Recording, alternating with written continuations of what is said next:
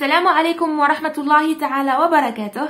مرحبا بكم أمهات وتلاميذ السنة الخامسة ابتدائي الجيل الثاني. في درس اليوم سنقوم اليوم بإذن الله تعالى بحل الصفحة 6 من الكاي d'activité de français 5e année primaire. قبل أن نبدأ حاولوا الاشتراك في القناة وتفعيل الجرس لكي تصلكم جميع حلول هذا الكتاب بإذن الله تعالى. إذا سنبدأ على بركة الله. بسم الله. séquence 1 معناها الوحدة الأولى. pauvre petite gazelle، الغزالة الصغيرة المسكينة. pauvre مسكينة، petite صغيرة، gazelle هي الغزالة. pauvre petite gazelle. j'observe، je dis puis j'écris. j'observe انظر، je dis أقول، puis j'écris معناها ثم أكتب. عندنا الكيستيون نيميرو 1. je regarde l'image، يعني je regarde معناها أنظر. je regarde l'image، l'image هي هذه الصورة.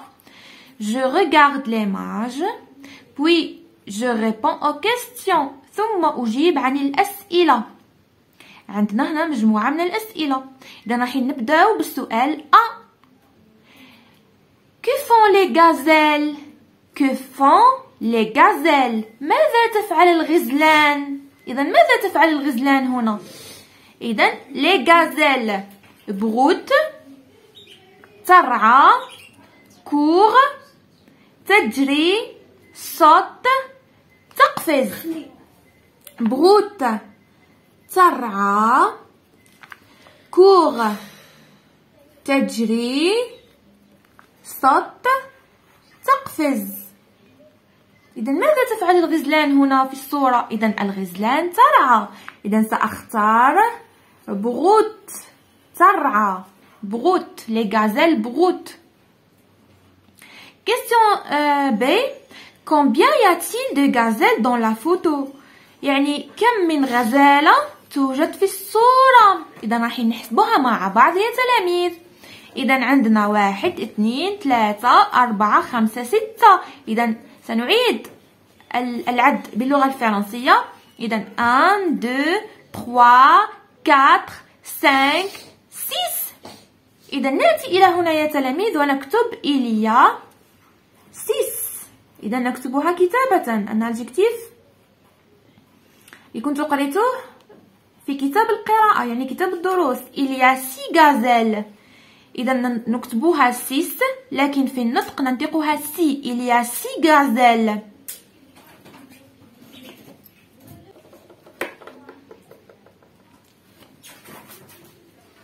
إذا ننتقل الآن يا تلاميذ إلى السؤال سي. كيستيون سي. où vit la gazelle؟ où vit يعني où تلقاوها يعني دائما في لي سوجي. أين تعيش؟ أين تعيش الغزالات؟ أين تعيش الغزالات؟ où vit la gazelle؟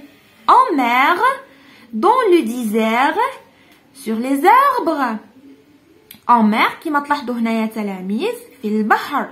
dans le désert في الصحراء. sur les arbres يعني على الأشجار. إذا ماذا نختار يا تلاميذ؟ أين تعيش الغزلان؟ إذا تعيش الغزلان dans le désert.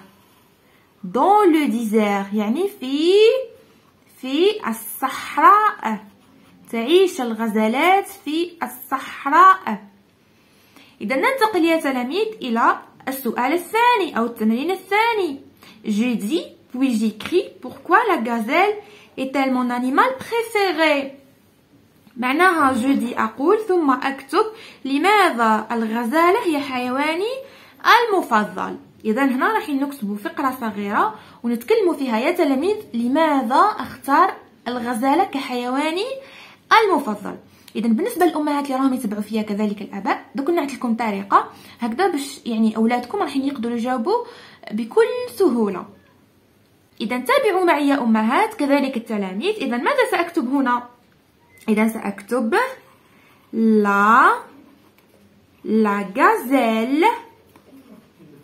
la gazelle est mon animal. La gazelle est mon animal préféré. لا غازيل اي مون انيمال بريفيري راحين ينقلوها منا يا امهات، كذلك الاباء اللي راهم يتبعوا فينا وكذلك التلاميذ. يعني انظروا لهذا الجواب. اذا لا غازيل اي مون انيمال بريفيري. لا غازيل اي مون انيمال بريفيري. الغزالة حيواني المفضل. واش راح نكتبوا يا تلاميذ؟ راح نكتبوا كار هذه معناها لأن كار. واش راح نكتبوا؟ كار elle est rapide ونختموها بالنقطة. La gazelle est mon animal préféré car elle est rapide سريعة. كيف راح تعلموا ولادكم يا امهات؟ راح يهزوها من السؤال نفسه. اذا راح يكتبوا la gazelle est mon animal préféré، يديروا فيرغول فاصله ويكتبوا فقط هذه من عندهم car elle est يعني راح يهزوها منها بعد elle est rapide معناها سريعة. إذا أنا أفضل الغزالة لأنها حيوان سريع.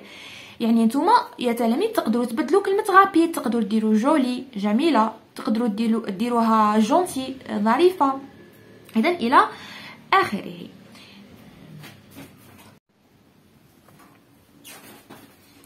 إذا سنكمل يا تلاميذ ويا أمهات حل الصفحة 7 من الكاي داكتيفيتي دو فرونسي. إذا جو ديكوفيرت لي مو معناها أكتشف الكلمات. Je découvre les mots. 1. Je complète les phrases par l'adjectif cardinal. أكمل الجمل بالadjectif cardinal. L'adjectif cardinal أرجعوا لكتاب القراءة رايحين تلقاو الدرس الأول على الأرقام اللي هما لي زادجيكتيف كاردينال. شفاو عليهم يا تلاميذ لي زادجيكتيف كاردينال باسكو رايحين يطيحوا لكم في لو سوجي في الامتحان ورايحين يقولوا لكم غلاف du texte un adjectif cardinal. استخرجوا لي من النص un adjectif cardinal.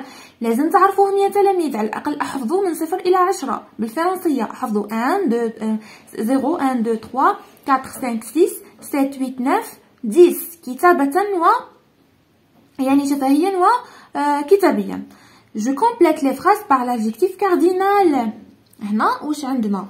il y a chèvre à côté de la tente. chèvre هي معزات. chèvre هي معزات. إذا هذه هي المعزات. إذا كم من معزات توجد أمام الخيمة؟ إذا توجد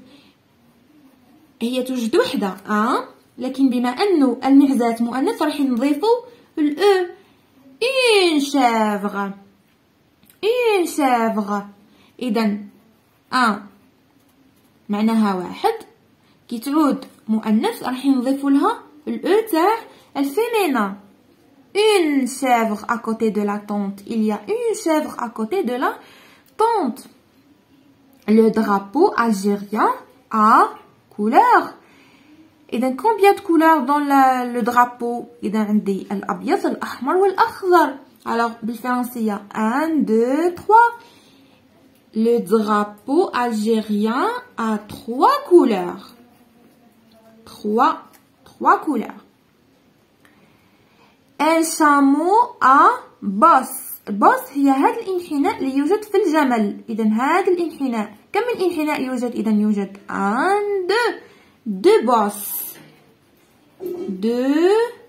bosses. 2 bosses.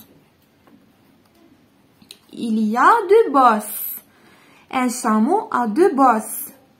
le dromadaire a bosse. الدرومادير هي أنثى الجمل. إذا كم من انحناء عندها؟ إذا عندها انحناء واحد. الناقة مؤنث. واش نحط يا تلاميذ؟ نحط ولا اون. إذا عندي وحدة. إذا ولازمني نزيد الأو تاع المؤنث اون باس يعني واحدة. إذا le dromadaire a une bosse. إذا عندها انحناء واحد. إذا نكمل يا تلاميذ حل التمرين الثاني. إذا التمرين الثاني ماذا يقول؟ Je regarde les images et je complète les textes par le nombre exact. يعني أنظر إلى هذه الصور. Je regarde les images et je complète le texte par le nombre exact. ثم أكمل هذه الصور بالرقم المناسب. راح نقراو مع بعض لو تكست، راح يعني نشرحه لكم وراح نكملوا نحلوا هاد الفراغات.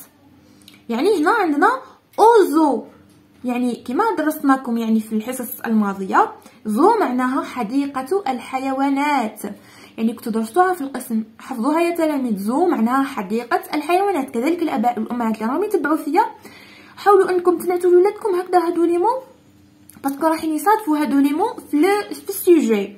زو هي حديقة الحيوانات. زو هي حديقة الحيوانات. Dans mon quartier, في حيي، il y a un grand zoo. Il y a un grand zoo. حديقة حيوانات كبيرة. Chaque vendredi، يعني كل جمعة، je vois des animaux dans les cages. كل جمعة أشاهد حيواناتا في الأقفاص. derrière les barreaux، يعني وراء السياج. maman prend toujours de jolies photos. أمي تأخذ دائما لهم صورا جميلة. إذا نعاود نقرأ لكم لو تكست يا تلاميذ. au zoo dans mon quartier il y a un grand zoo. chaque vendredi je vois des animaux dans les cages. derrière les barreaux maman prend toujours de jolies photos. إذا نكمل يا تلاميذ حل التمرين. إذا ماذا يقول التمرين؟ راح نتعمروا هذه الفراغات اللي راكم تشوفوا فيها بالأرقام المناسبة. إذا راح نحسب كم عدد الحيوانات في كل صورة. إذا راح نبداو بلسانج. هنا عندي 1 2 3 4 5 6. إذا كم من قرد يوجد في الصورة؟ يوجد 6. إذا أكتبها بالحروف 6 سيسانج. إذا نكتبها 6 لكن النطق ينطق سيسانج. 6 قردة. إذا هنا عندي لاما. إذا هذا أيضا حيوان. هذا حيوان أظن يعيش في الغابة. نعم يعيش في الغابة. لاما. إذا عندي 1 2 3 4. إذا سنكتب 4 لاما. عليها يا تلاميذ. وكنت وصيت الأمهات أيضا اللي راهم يتبعوا فيا، حاولوا أنكم تنعتوا لولادكم كتابة كيفاه يكتبوا الأرقام بالحروف من 0 إلى 10. يعني بالنسبة للأرقام الكبيرة ما مش مطالبين بها بزاف، مطالبين فقط بالعشر أرقام الأولى. إذا حاولوا أنكم تحفظوا ولادكم كتابة، حاولوا أنهم يكتبوهم مرة 2 3 يعني حتى يحفظوهم مليح مليح. إذا نكملوا الصورة الثالثة. إذا عندنا هنا جيراف. جيراف هي الزرافة. ندير 1 2 3. alors نكتب 3 جيراف. 3 جيراف. هنا عندي éléphant. عندي 1 2. عندي 2 éléphants. 2 éléphants. éléphant 2 éléphants. هنا عندي بيروكي الببغاء. عندي 1 2 3 4 5 6 7 8. عندي 8 بيروكي. alors راح نكتبو 8 بيروكي. alors هنا واش عندي؟ عندي ملك الغابة اللي هو لو ليون. قداه عندي هنا يا تلاميذ؟ عندي ان ليون. عندي واحد فقط. ان ليون.